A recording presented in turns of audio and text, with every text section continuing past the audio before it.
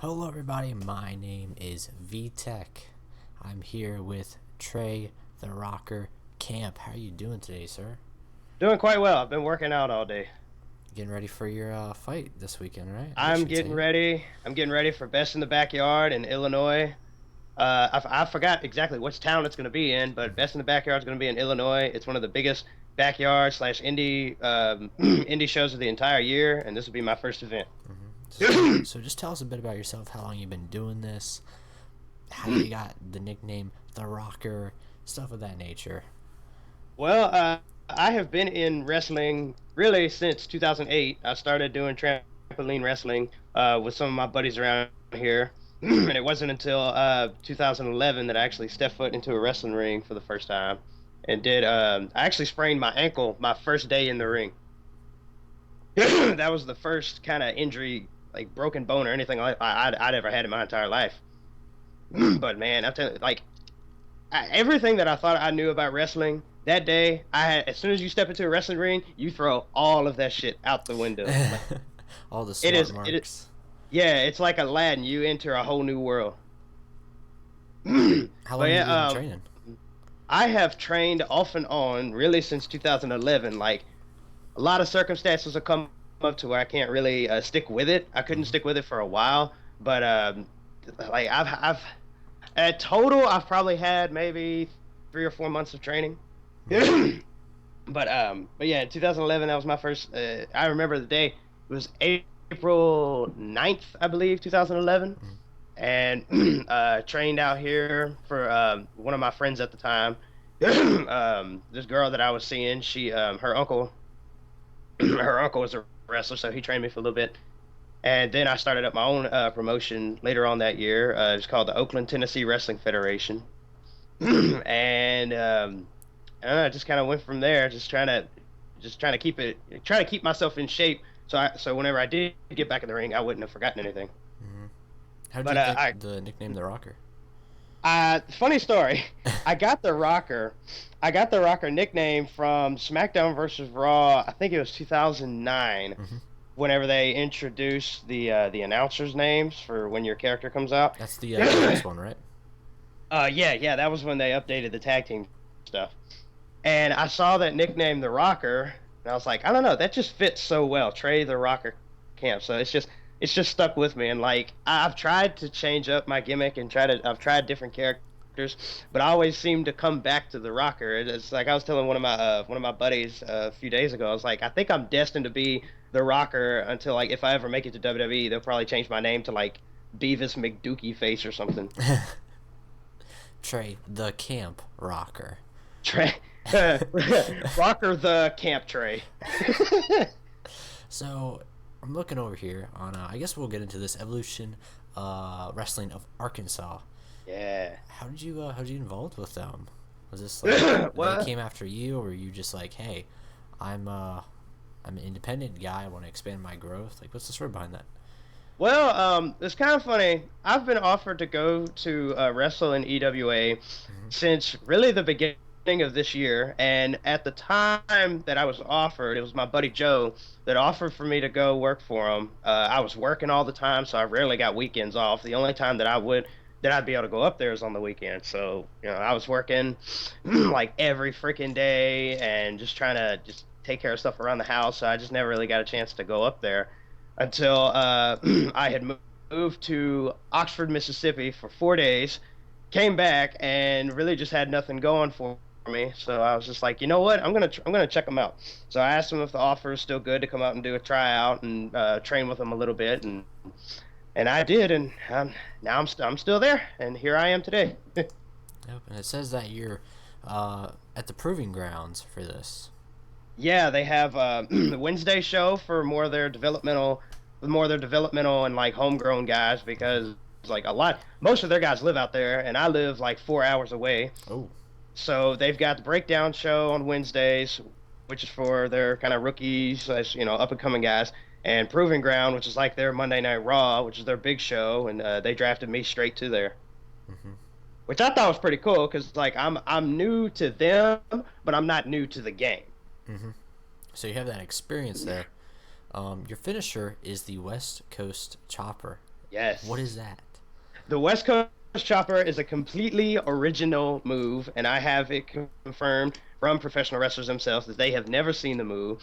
It is a full Nelson transition, which I hook under and I spin them around to the right, hook them back. You know, whenever wrestlers do a snapmare Yeah. takeover, I turn it into a stunner instead of a snapmare.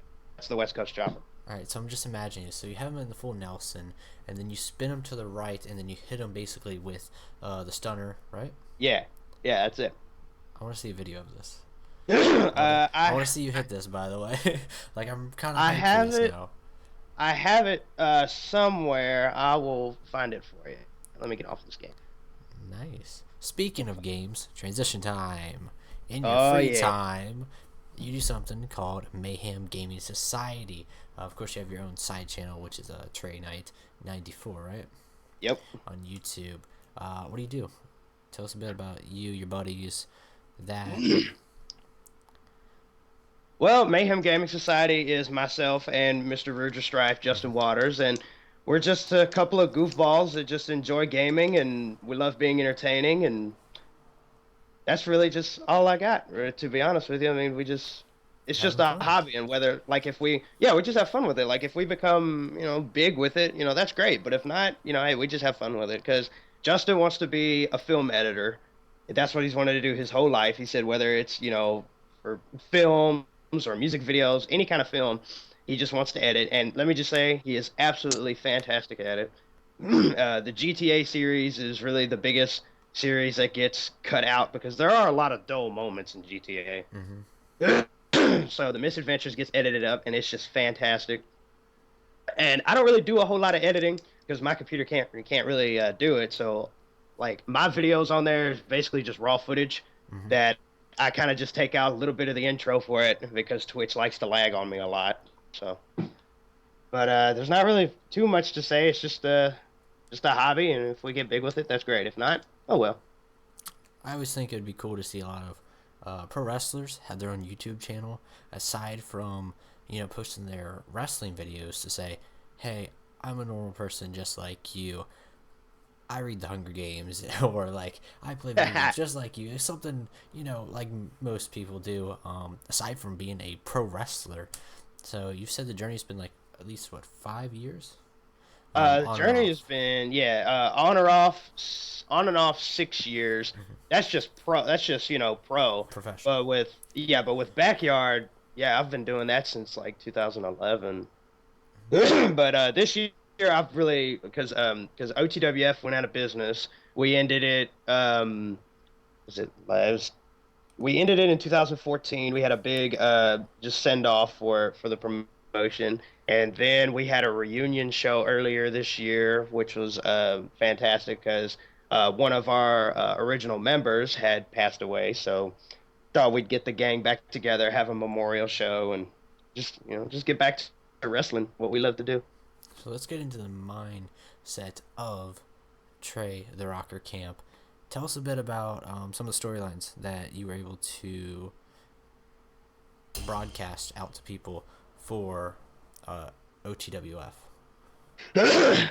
Oh Lord, I have to think back. I remember one of my favorite storylines was actually the storyline that we did at Mania, which was my buddy Joe, who at the time played a character called Wicked J. He's this big, over 6 foot, 300 pound, biggest dude I've ever faced in my entire life. Do you know who And Wicked at the J is?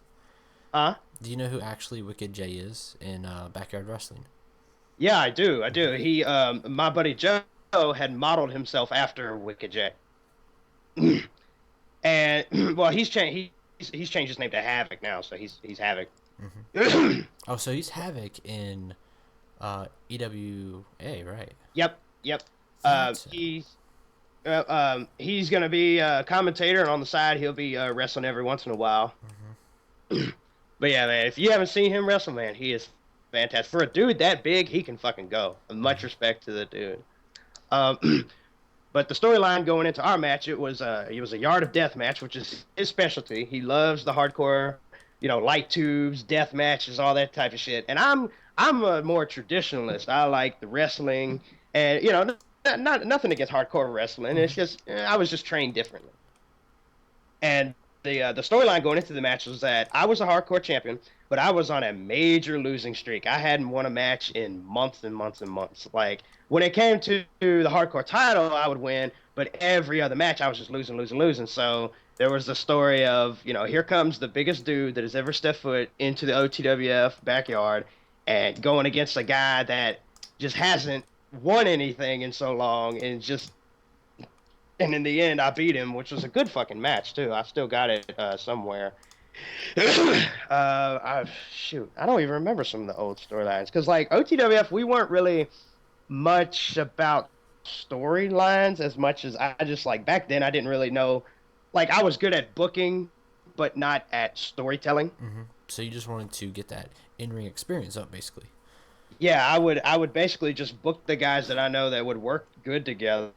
And even then, we had a very small roster anyway. Like we we would put on shows with literally because this like we would have a freaking carpet in the backyard at some times. We wouldn't even have a wrestling ring. We would have three dudes, not including myself. We'd have three dudes show up. So I'm like, okay, we're just all gonna be triple booked, double booked. We're gonna fill up an entire show. And we had like I think we had like 5 or 6 championships. It's like everybody in OTWF had a belt. everybody had a participation award. It was fun though. We didn't really tell too many stories. Though, right? You had 2 though. 2 what? 2 belts.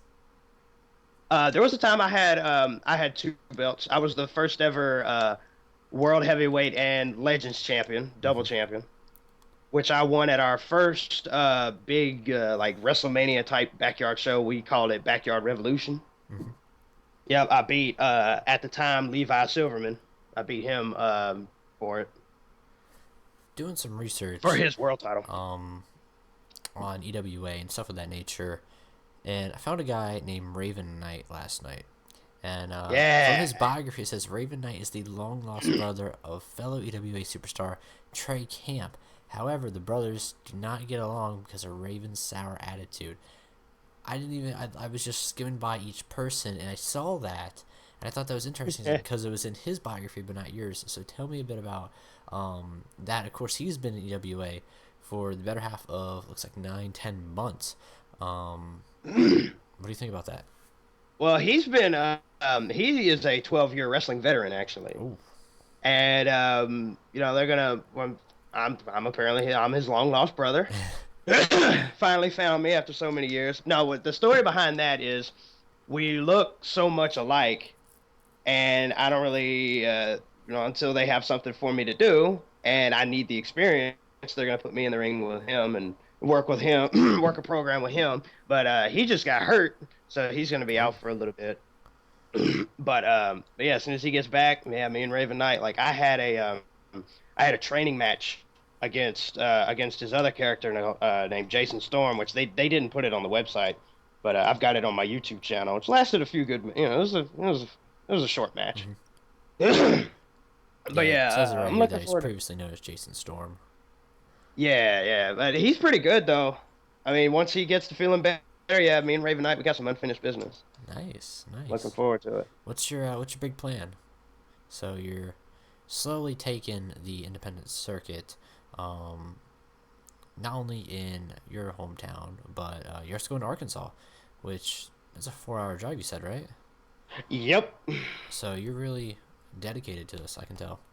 Yep. One of the guys up there said that the crew that I ride with is the most dedicated group of guys, and I could say, and I know I could say that because it came, straight from the boss's mouth, that we're the most dedicated because we do drive up there, not every weekend, but damn near every weekend when we go up there. And right now I am, because like I'm looking for a job out here so I can, pay my way a lot better, and I won't have to worry about, do I have the money to go this weekend? Oh, I can't go this weekend. But the pickings out here are just really slim. Oakland is like the most boring town on the face of the earth. That's why they need your wrestling promotion. Yeah, I know, right? Like if EWA, I've told my mother this and my buddy Quinn this, that EWA is like what I pictured OTWF could have been if I would have had a budget. Mm-hmm. if I would have had a budget and we had lived in a country type area, because I live in a subdivision, so Hmm. can't have a wrestling ring in the backyard. But if I had lived out in the country and I could have afforded to have a wrestling ring, you bet your ass, I would have. OTWF would have been what EWA is gonna be. Was your mother behind you doing wrestling? Oh yeah, she said from day one, because like I don't really know how I didn't know at the time how my parents would feel about like I want to be a wrestler because it's Yeah. kind of weird. But the day that I told mom that I wanted to be a wrestler and then I was going to start up OTWF, she was fully behind it, Nice. and she's like the mother of she was the mother of OTWF. As a matter of fact, she's even a former OTWF Legends champion. She even got out there and wrestled with us. Like she may be small, but she is a tough bitch. And I can say that because I know she'd say the same thing. So tell me a bit about why do you like pro wrestling? Let's get back into the backstory of why you like pro wrestling. So was there a certain match for you? Did you just it just catch your eye? Like what? How do you get into pro wrestling? Well, let's see. When I first became a wrestling fan, I had played the games before I ever started watching it. Like every once in a while, it would pop up, and I would see what's going on, but I didn't follow it. It Hmm. wasn't until late 2007 that my buddy TJ at school had he started talking more about it, and then I remember one night. Remember back when WWE used to do the AM Raw, whenever they would have like an hour version of Raw come on like early ass in the morning on Saturdays. Yeah. Well, I'd happened to catch it was Randy Orton versus John Cena's dad, and Oh, I was like, man, I yeah, that was one of the first matches I the ever the the saw. actual match or the Yeah, segment? it was the The actual actual match. match. It was the actual match. John Cena And Senior. I like the because I haven't even gone back to watch it. And I just remember just seeing it. I was like, oh, that's kind of cool. But I remember the first Raw that I ever saw was it was full episode of Raw was when Shawn Michaels came back and super kicked Orton off the pedestal. Hmm. So it was like from that moment I was just hooked. And I don't know what it is about pro wrestling. It's because I've always wanted to be like an actor. I've always wanted to entertain. I should say Hmm. I've always wanted to entertain and be athletic. I mean, I played baseball for years. I did taekwondo. I played basketball for a year at my church. I've always wanted to get into something where I can just be entertaining and, also be, physical with it. Hmm. And I don't know what it is just about pro wrestling. It's just like you just have those moments. It's I don't know. It's kind of hard to explain. Because it's just everything all Yeah, it's together. yeah, Makes it probably. everything all together from the character aspects to the psychology because I studied psychology in school as well. Hmm. Psychology of it, telling a story, getting yourself over, yeah, also the money, can't forget the money. And it's just one thing that I've noticed that I just really really love to do and I'm not going to say I'm amazing at it, but I'd like to be amazing one day. Have you invested a lot into it already? I have invested as much as I possibly can Hmm. with the little funds that I have. The only thing that I can really give is just my time. And right now, with no job, I got all the time in the world. Do you look But hmm? do you look to make it a career, like full time? Oh, totally, totally. That's my dream in life is to be a pro wrestler. My dream for the longest time was to be WWE champion. Now, over the years, after becoming more knowledge and informed of the world of wrestling, at this point, if I make it to pro wrestling, I'll be happy. If I become WWE champion, that'd be great. But if not, I'm just gonna enjoy the journey because it's not about the destination; it's about the journey getting there. Hmm. If you could look at one promotion that you would set as a goal to get to, would you pick like TNA, PWG, ROH, even somewhere as like local that might not even be as big as like an ROH? Like, what would you say would be your first goal, or even like a big goal that you have? My first big goal is to make it as big as I can in EWA. And there's also a promotion out here called Real South Wrestling Federation that one of my buddies who was a long reigning United States champion there, who just lost his belt. So shout out to Kevin Bless. I'd like to go there one day. It'd be nice. Have you ever heard of the wrestler Soul Taker? Nope. Oh well, he's a wrestler out here, and he runs it and he trains, but I just don't have the money for it. I would say my major goal would NXT. Going I down to probably Full would. Sail. I probably wouldn't go to TNA. I have very negative thoughts about TNA. I don't even know why they're still in business, to be quite honest. Well, you're in Tennessee, so that would be a little bit closer, I would say, Nashville and all that. At least TNA headquarters. But, I mean, if you're down in Orlando where they're doing stuff for TNA, why not go to NXT also? So there's always that. Try your luck Hmm. at the Performance Center at Full Sail. Yeah, I go to the Performance Center. Just whatever place would like to, if I can impress anybody, Hmm. whoever wants to snatch me up is fine. But my first priority is to make it in EWA and impress those guys, and treat them as well as they've been treating me, and I want to give back to them and make them some money. So hopefully I'll be able to do that pretty soon. And I've always been a big guy of saying that, you want to give into the company as they give to you. So you want Hmm. to help them, especially because with how they would make a good bit of money off of monetizing on YouTube as a wrestling promotion, because they could have Hmm. their events, but then they could also have the videos on YouTube be monetized and just keep on rocking with content that way, and then improving their equipment, um, all around. Not only just the camera aspect, but even getting fireworks or something of that nature, or even music that they didn't have to worry about copyright. So, Yeah, they've got a guy that makes their own music. I don't have the funds for it yet. It's $50, but when you don't have a job, $50 might as well be 5,000. But yeah, these guys, like I told Joe, I said these guys are some of the smartest, hardest working, and persistent dudes that I've ever worked with. Like these guys got it all figured out from top to bottom. It's just crazy. I just can't wait till we finally get our building and we can put on a rockin' ass, kick ass show. And I'm looking. is that one of the goals for the company also, Uh, to get that's a that building? goal. That's a goal that's definitely in the near future. Hmm. They've been looking at buildings just left and right, and it's just gonna be it's gonna be tough. So till then, we're just gonna train and practice and get our shit down. But it would definitely be a good investment. I definitely will agree with that. So, Hmm. anybody want to shout out real quick and be like, hey, they've helped me on my journey, Uh, stuff of that nature.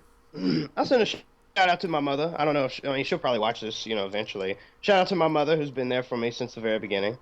Shout out to my buddy Quinn, who he and I have wrestled each other in about every kind of setting that you could think of. We've wrestled in the house, we've wrestled in the backyard, wrestled on a trampoline, wrestled in the ring, we've wrestled in OTWF, we wrestled in a promotion that we were in called Memphis Extreme Wrestling back a few years ago.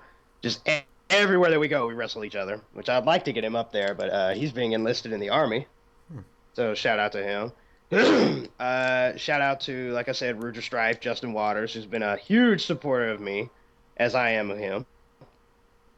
And Will Wagner, got a shout out to Bob, the Overlord of Darkness, I've 'cause known he is. Wagner for at least probably 6 years. By the way, I've known him since I was probably 12 years old.